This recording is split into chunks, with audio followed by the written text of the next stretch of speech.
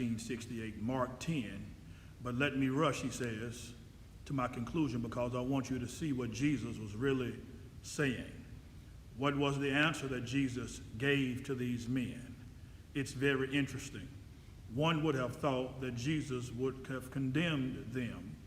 One would have thought that Jesus would have said, you are out of your place. You are selfish. Why would you raise such a question, who can be on the right and who can be on the left? But that isn't what he did. He did something altogether different, family. He said, in substance, oh, I see, you want to be first. You want to be great. You want to be important. You want to be significant. Well, you ought to be.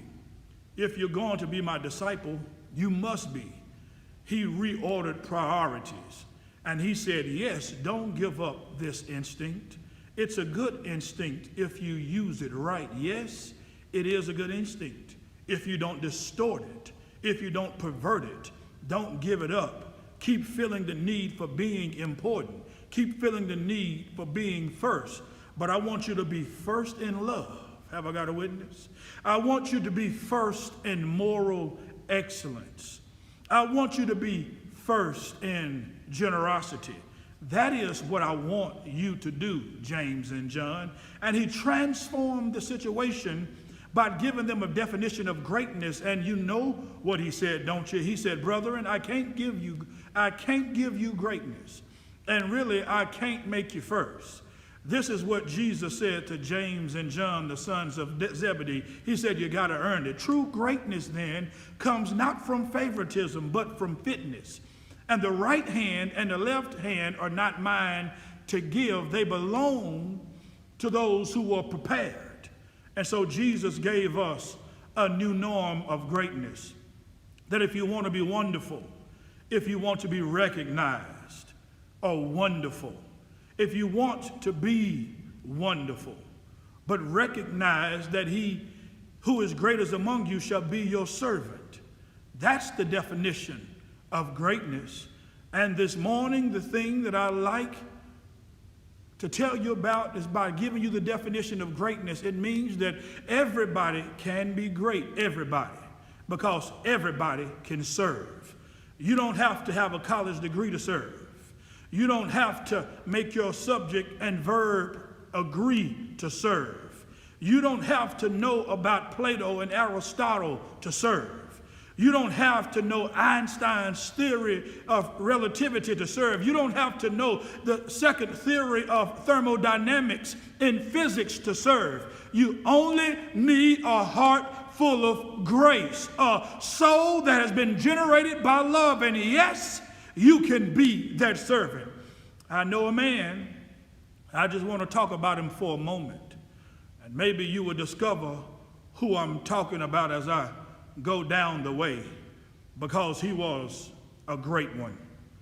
And he just went about serving. He was born in an obscure village, the child of a poor peasant woman. And then he grew up in still another obscure village where he worked as a carpenter until he was 30 years old. Then 3 years he just got on his feet, and he was an itinerant preacher, and he went about doing some things. He didn't have much. He never wrote a book. He never held an office. He never had a family. Yes, he never even owned his own home. He never even went to college. He never visited a big city. He never went 200 miles from where he was born. He did none of the usual things that the world would associate with greatness. He had no credentials but himself. He was only 33 when the tide of public opinion turned against him. They called him a rabble rouser. They called him a troublemaker. They said that he was an agitator. He practiced civil disobedience. He broke injunctions, and so he was turned over to his enemies and went through the mockery of a trial. And the irony of all of this is that his even friends turned him over to them. One of his closest friends, family, denied him. Another of his friends turned him over to his enemies. And while he was dying, the people who killed him gambled for his clothes. the only possession that he had in the world. When he was dead, he was buried in a borrowed tomb through the pity of a friend. And 19 centuries have come and gone, Dr. King says, and today he stands as the most influential figure that ever into human history.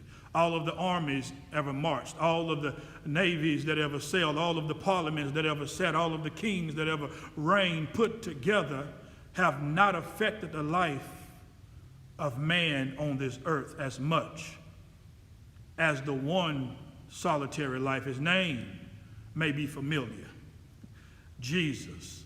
But today I hear them talking about him.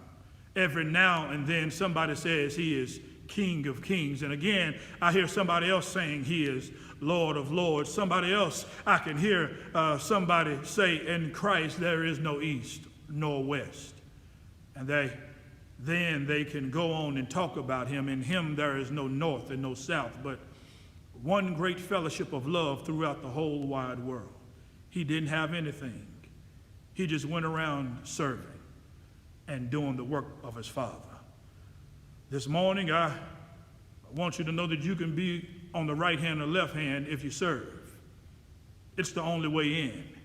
And every now and then, I guess we all can think realistically about that day when we will be victimized with what life's final common denominator, that's something that we call death. We all think about it. And every now and then, I think about my own death. I think about my own funeral. I think about, and I don't think of it in a morbid sense, and every now and then I ask myself, why is it that I would want said at my funeral? And I leave this word to you today. If any of you around when I meet my day, if you've been there, if you show up, I don't want a long funeral. And if you get somebody to deliver the eulogy, tell them not to talk too long. And every now and then I wonder what I want them to say. Tell them not to mention that I have a Nobel Peace Prize. That isn't important. Tell them not to mention that I have 300 or 400 other awards, because that's not important. Tell them not to mention where I went to school. I'd like somebody to mention that day that Martin Luther King Jr. tried to give his life to serving others. I'd like for somebody to say that day that Martin Luther King Jr. tried to love somebody.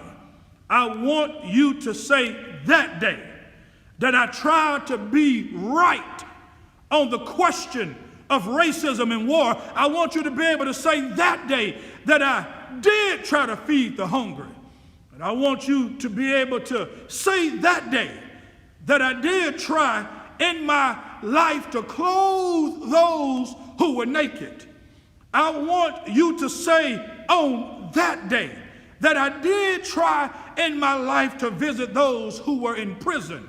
I want you to say that I tried to love and to serve humanity wholeheartedly. Yes, if you want to say that I was a drum major, say that I was a drum major for justice. Say that I was a drum major for peace, that I was a drum major for righteousness, and all of the other shallow things will not matter. I won't have any money to leave behind. I won't have the fine and luxurious things of life to leave behind. But I just want to leave a committed life behind. That's all I want to say. If I can help somebody, I feel my help coming, church. As I pass along, if I can cheer somebody with a word or a song, if I can show somebody he's traveling wrong, then my living will not be in vain. If I can do my duty as a Christian ought, if I can bring salvation once wrought, if I can spread the message as the Master taught, then my living will not be in vain. Yes, Jesus, I want to be on your right or on your left, not for any selfish reason, I want to be on your right or your left side, not in terms of some political kingdom or ambition, but I just want to be there in love and in justice and in truth and in commitment to others so that we can make of this old world